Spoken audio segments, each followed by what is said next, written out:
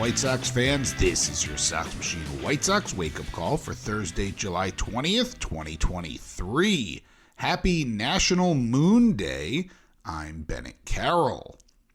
Last night, the Chicago White Sox fell 5-1 to the New York Mets.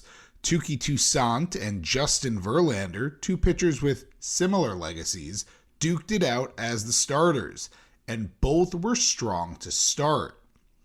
In the top of the first, after an Andrew Benintendi lineout, Verlander got both Tim Anderson and Luis Robert to strike out swinging. Bottom one, and after getting a Brandon Nimmo flyout, Toussaint walked Tommy Pham. He was then able to get old friend Francisco Lindor to strike out before getting Pete Alonso to ground into a fielder's choice to end the inning. Top two and Jake Burger strikes out before Yasmani Grandal and Gavin Sheets both pop out to end the half. Bottom two and Touki is matching Verlander step for step, getting a flyout from Jeff McNeil, a groundout from Francisco Alvarez, and a flyout from Daniel Vogelbach. The highlight of the top of the third for the White Sox was that all three hitters put the ball in play as Carlos Perez lined out, Oscar Colas grounded out, and Elvis Andrus flew out. Bottom three and the Mets finally broke through as on an 0-1 count, Brett Baty crushed a ball to dead center. Luis Robert gave chase and leapt at the wall and came up just short, and the Mets took a 1-0 lead. Toussaint was able to get Luis Guillorme to look at strike three and Brandon Nimmo to ground out, and after a Tommy Pham walk, got Francisco Lindor to fly out to end the inning. Fourth inning underway, and Andrew Benintendi led off with a single, as he is wont to do. He stole second while Tim Anderson was up, but before he flew out. But Luis Robert struck out swinging, and Jake Burger popped out to end the threat.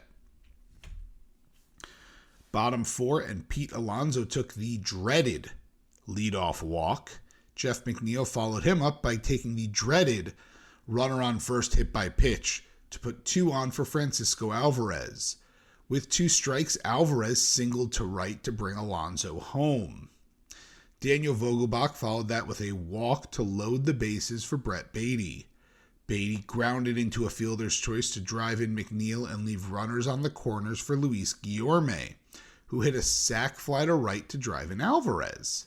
Brandon Nimmo then stepped in and doubled in Baty.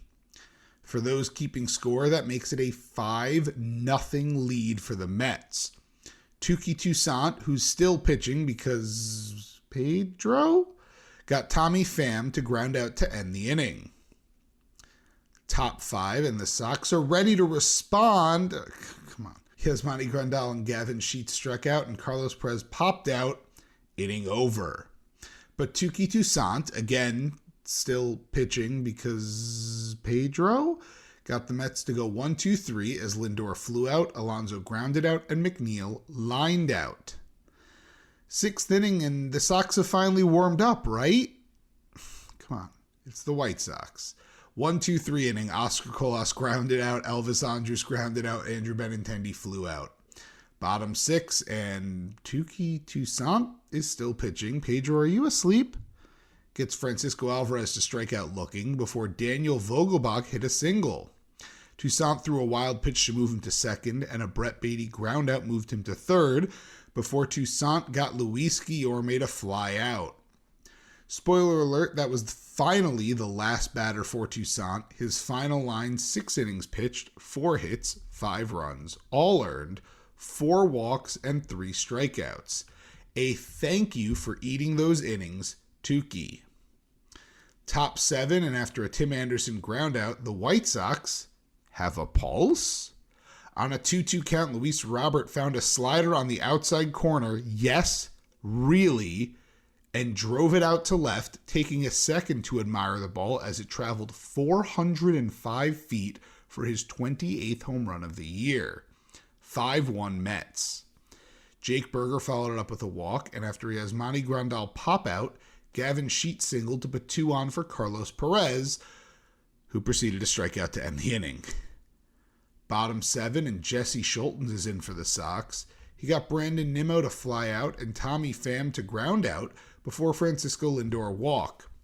But Schultz got Pete Alonso to fly out to end the inning. And the game went quietly from there. Sox went 1-2-3 in the top of the 8th. The Mets got a single from Francisco Alvarez before Daniel Vogelbach grounded into a double play to end the bottom of the 8th. And the Sox went 1-2-3 on groundouts to end the game. Final score, 5-1 Mets. Some notes from the box score: only 3 total hits from the Sox as Benintendi and Sheets each singled and Robert went deep. Exactly what you'd expect from a Verlander start against the White Sox if you've watched any baseball in the last 20 years, as he went 8 innings, allowing just 1 run and striking out 7. The White Sox now sit at 40-57, 9.5 games back in the AL Central. The Mets, meanwhile, are 45-50. Today, the White Sox will wrap their series with the Mets by sending Michael Kopech to the mound to face old friend Jose Quintana, who's making his season debut. The game is set for 12:10 p.m. Central Time. In the minors, the Knights fell 9-6 to the Memphis Redbirds. Yohan Moncada was 3 for 5 with 3 singles in a rehab game. It's expected he probably has 4 or 5 more of those in him. Yolbert Sanchez also had a 3-hit game. Victor Reyes, Adam Hazley, and Nate Mondu each went deep.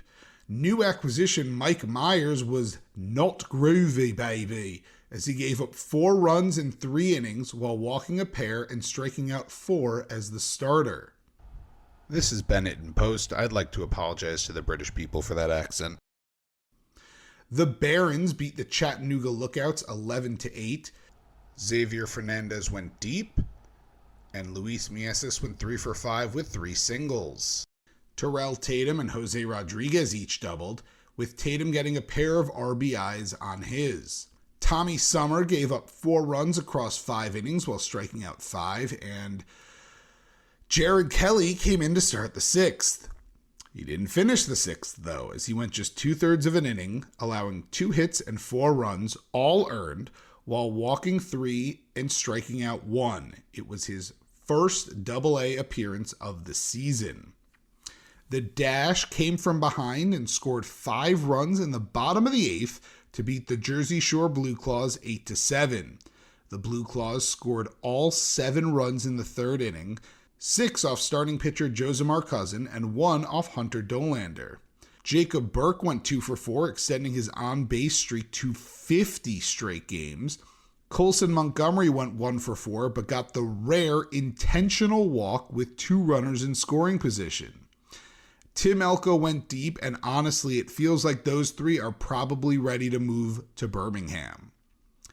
The Cannonballers lost 13-2 to the Carolina Mudcats. Kannapolis leapt out to a 1-0 lead thanks to a first-inning home run from Bryce Willits before the Mudcats took over. The biggest highlight from the pitching side is a strong relief performance from Ethan Hammerberg, who threw 2 2/3 innings, allowing 3 hits but no runs and striking out 4. That will do it for this White Sox wake-up call. Subscribe to the Sox Machine podcast wherever you listen to podcasts. Also subscribe to our YouTube channel at youtube.com/SoxMachine. If you enjoy our work and want to support, visit patreon.com/SoxMachine. We have several different tiers of support starting at just $2 a month for exclusive content, ad-free podcast and website, and first crack at our new swag. Enjoy your Thursday, and go White Sox!